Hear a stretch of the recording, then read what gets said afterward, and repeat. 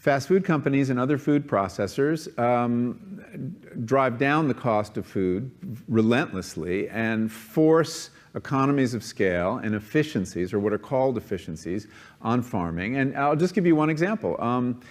If you go to McDonald's, anywhere in the world, you will find French fries, or chips, as you call them, and you will find that they're always made from the same potato, the russet Burbank potato.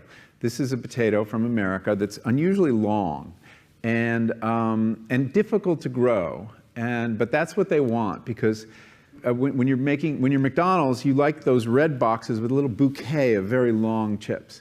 It looks really good. And so they insist that all their potatoes be russet Burbanks, and they further insist that they have no blemishes at all. There's a very common defect of russet Burbank potatoes called net necrosis. And you've seen potatoes with a little brown line sometimes, or spots that come through it. Well, McDonald's won't buy them if your potatoes have that. And the only way to eliminate that is to eliminate an aphid. And the only way to do that is with a pesticide called Monitor that is so toxic that the farmers who grow these potatoes in Idaho won't venture outside into their fields for 5 days after they spray. And then when they harvest their potatoes, they have to put them in these atmosphere-controlled sheds the size of a football stadium because they're not edible for 6 weeks. They have to off-gas all the chemicals in them.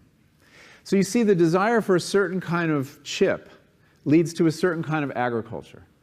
But the other thing on the health side, when I started learning about nutrition, about which, by the way, much less is known than you might think, that the scientific understanding of nutrition is still very primitive. But I learned that what mattered most about one's health was not necessarily the nutrients, good or bad, that you were consuming or staying away from, or even the calorie counts. But what predicted a healthy diet more than anything else is the fact that it was being cooked by a human being and not a corporation. Corporations cook very differently than people do.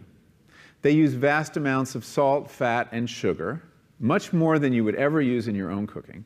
And the reason they do that is those are three incredibly attractive and incredibly cheap ingredients.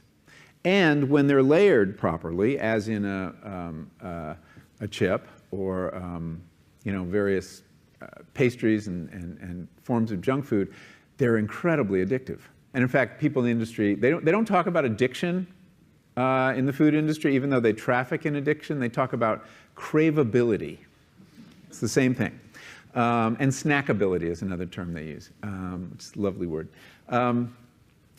Anyway, so I came to see that cooking has a huge bearing on our health. And in fact, there's been a lot of research in America that shows that even poor women who cook have healthier diets than wealthy women who don't. So you see, the usual class bias in the quality of diet is overtaken by this fact, this key fact. Who's cooking your food?